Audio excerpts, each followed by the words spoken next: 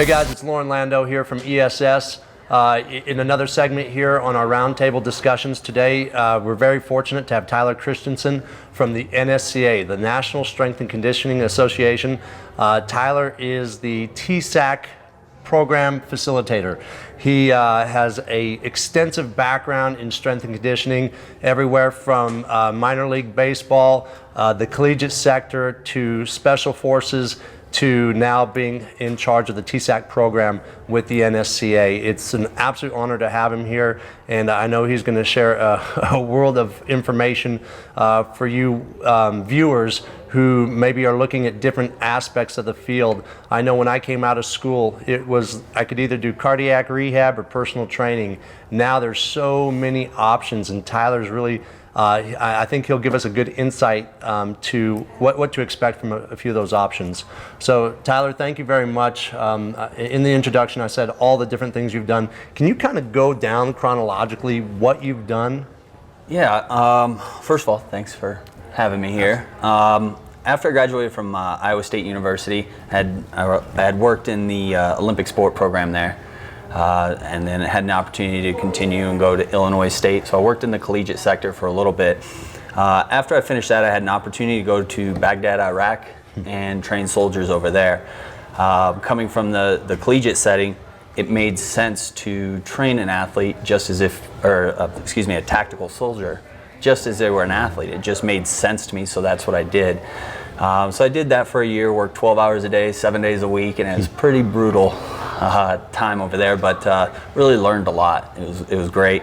Came back from that opportunity and proceeded to work for the Colorado Rockies in 2007.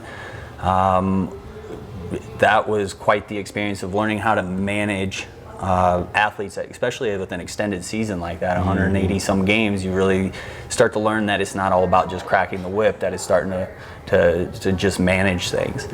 After that, I finished up the season and got an opportunity to go to the NSCA, and I was in the internship program there. Completed that internship and then went directly to the Army Physical Fitness Research Institute at the Command and General Staff College. Wow. And essentially just did a research protocol there, and just started learning more about kind of what's going on in the dynamics of leadership in the military. Did that for a year. And then I proceeded to go to, went back to the NSCA actually, as the coordinator of the TSAC program. Worked there with Rob Rogers, learned a lot about the corrective side of the house from him, and he was a great instructor on that. And then after approximately a year and a half there, I had an opportunity to, let me back up. While I was at the NSCA, we had a contract with 10th Group Special Forces. And we would work with just a large group of those operators down at our facility. And then we also had some firefighters, and then also our SWAT team down in Colorado Springs. So constantly training with that, and then going around teaching the TSAC facilitator course. After I finished that up, I had the opportunity to go to Washington, D.C. and work for a special mission unit out there. And just really didn't know much about it. It was kind of just a leap of faith. And so I jumped into that, and I loved everything about working with that environment, except I found out that I wasn't quite a DC big city type of guy. So after I finished up that job there, I went down to 7th Group Special Forces and took up their education program. So I was in charge of mostly setting up an education program for them. And that's kind of where the light bulb went off for me, that with these tactical athletes, we have to educate them. And that, you got them for 6 months, they're gone for 6 months, so you got to do the right thing and actually educate them, not just tell them what to do, but also why. Unfortunately, there was a layoff from the government, and a bunch of coaches got laid off in this time frame. And at that point, I was fortunate enough to end up back at the NSCA managing the TSAC program. Awesome. Well, you've had a ton of experience, and what I'd like to do is maybe kind of go back through that experience and talk about, obviously they were different times in your career where you had the experience. I'm sure you went into Iowa State and Illinois State pretty green, but yet also with that bravado of a young coach coming out of school going, I know it all, and then all of a sudden you get thrown into the mix. You're like, ooh, okay, maybe I don't know as much. Did that moment happen to you? Yeah, absolutely. I had a great coach, Rourke Cutchlow. Okay. Worked with him at Iowa State and Illinois State, and he really focused on the basics and the fundamentals, making sure that I was coaching and that I was an active coach, and I can't thank him enough for that. And then when I was over in Iraq, and I was kind of the subject matter expert, but a young coach, that's when I got the point where, I know this, I got this. And then when I came back from there, then reality set back in. And then I was like, yeah, I really need to continue learning. Right. And that continues today. Well, I run into that with my interns every time they come in. They've read everything from a book, and they think in this perfect world, here's how it should lay out and here's how it should look. And at the end of the day, I always tell them, I said, there's a difference between theory and practical, and it's in the application side, and it's very rarely do they meet really well congruently. So that's cool to know that you had that experience, and then when you went overseas. I've got to believe that now, when we're working with athletes, and I know this because I presented at the TSAC conference for you probably 4 years ago, and I didn't really understand the role until I got there, and I started to listen to what people did, and I started to really pay attention. I was like, okay, I'm not trying to get somebody faster or quicker to run a 40 or a shuttle or be better on the field. This is about survival. And tell me about that a little bit when you were over there in Iraq. Like your training is now different. You have to put enough workload on these guys, but not so much that you're creating fatigue and exhausted aspects so they can't perform their duties, correct? Correct. If working in the special operations community, I found that they're very much like the sport athletes of wrestlers or MMA guys, in the aspect of they will beat themselves into the ground repeatedly to try to get better. And with the tactical side, it's the same thing, and my job is to more pull back on the reins and slow them down and make them actually start to get quality over quantity. And that's one of the big things that really hit home for me, is the aspect of, anybody can put, the Mel Sif quote, anybody, can beat down the hardiest of Marines, but it's I'm gonna mess up this quote. No, that's all right. Yeah. Anyways, anybody can beat down a soldier. Like anybody can put a program together to leave you in a puddle of sweat laying on the floor thinking that you're gonna vomit.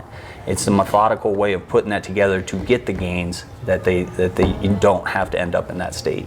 Right. Field versus real. Right. Exactly. I had a good workout today, or I felt like I had a good workout today, versus am I going to be quicker? Is my impulse going to be greater? All those different things that we look at from a performance variable, are they there? Did we train them? And did we train them with optimal rest? Right. So when you're over there, did you have to break? I think, when I think of military training, I think of the long duration running and things like that, the cadence runs, everything like that. Is that still pretty popular, or is that something that is popular but now they're a little bit more interval based, or they're using a little more strength and conditioning?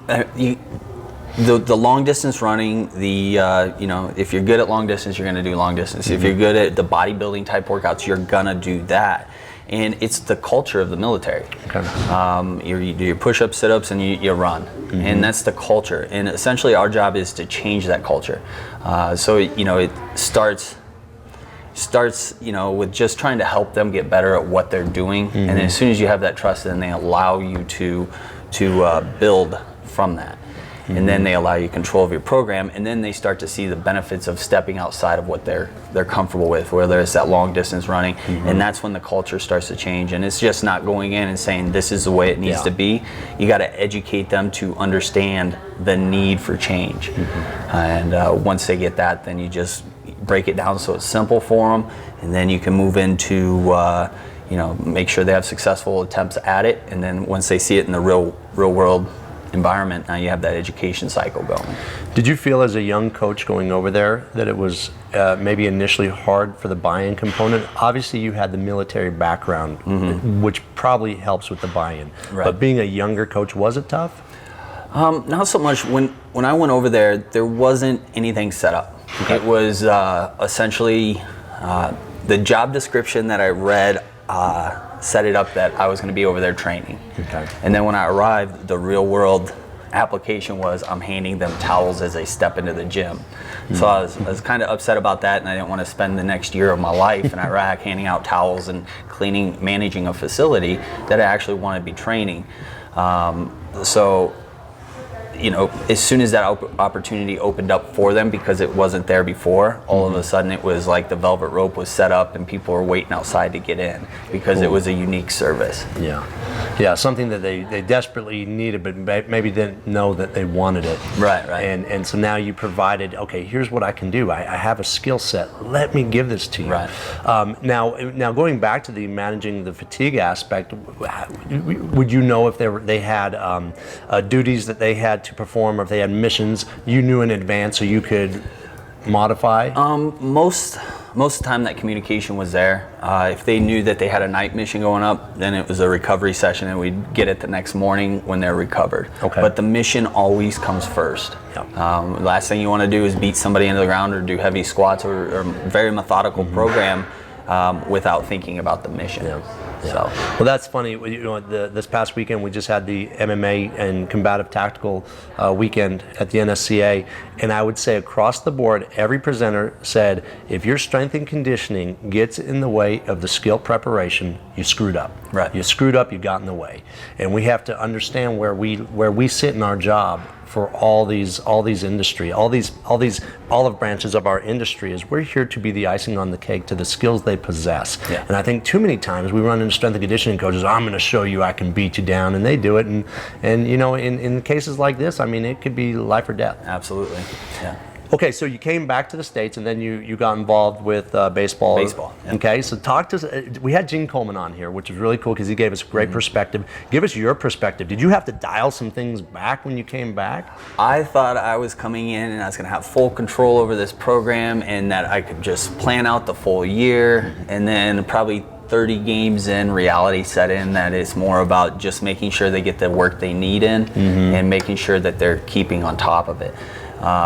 And, you know, just like with, if I look back at my whole coaching career, I think I did them a disservice knowing what I know now. But, you know, I did the best I could at the time.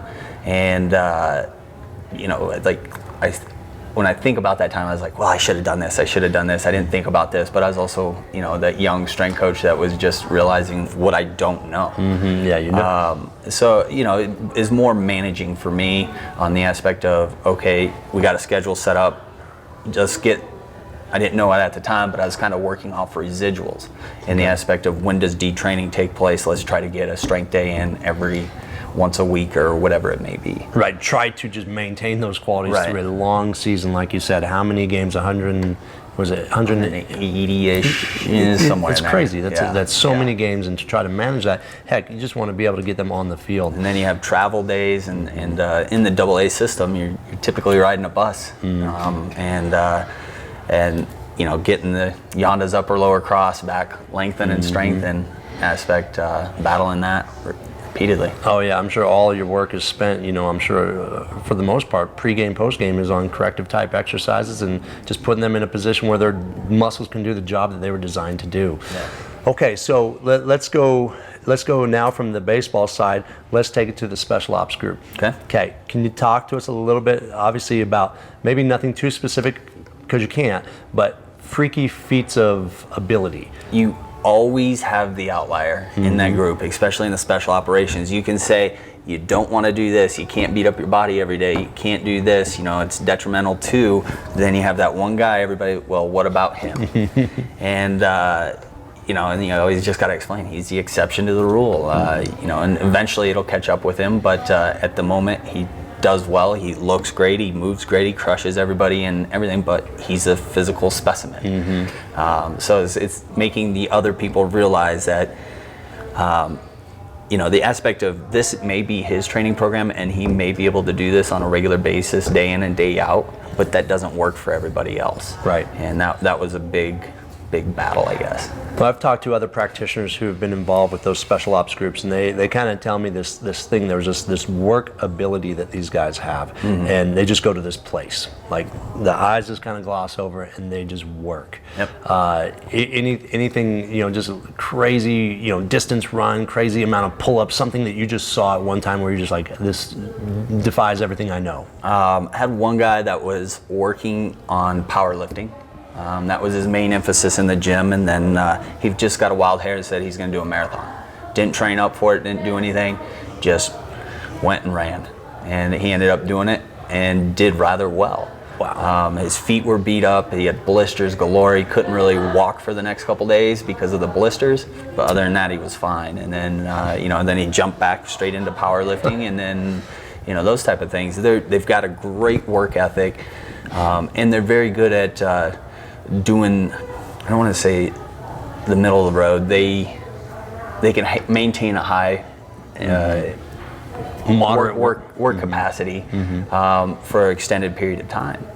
That's and cool. it's pretty cool to see. And again, you just gotta, because they're good at that, you gotta pull back the rein and make them strong, and especially in the strength aspect, and be able to move properly. Right. Well, that's just it. Because if you're doing all this workload that they can do, that they've got the capacity to do, but you're doing it with poor mechanics, it's just a matter of time with the alignment being out before you have a problem with Exactly. the vehicle. So, so now why don't you tell us a little bit about your role with the NSCA specifically? What is your role? What are your responsibilities? Right now, I've been in this position for roughly 7 months, and I think my first 7 months of being at the NSCA is I'm developing an education curriculum for the tactical side.